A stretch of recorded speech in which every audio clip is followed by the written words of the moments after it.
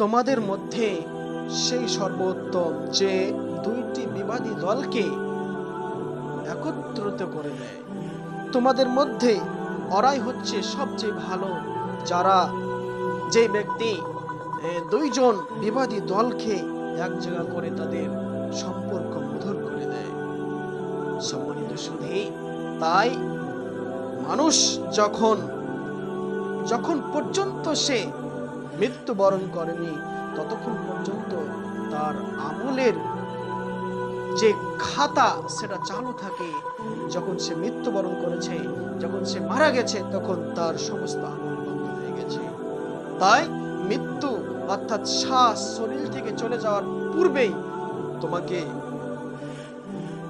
আপনাকে ক্ষমা চাইতে হবে যদি কারো সঙ্গে তোমার বিবাদ হয়ে থাকে।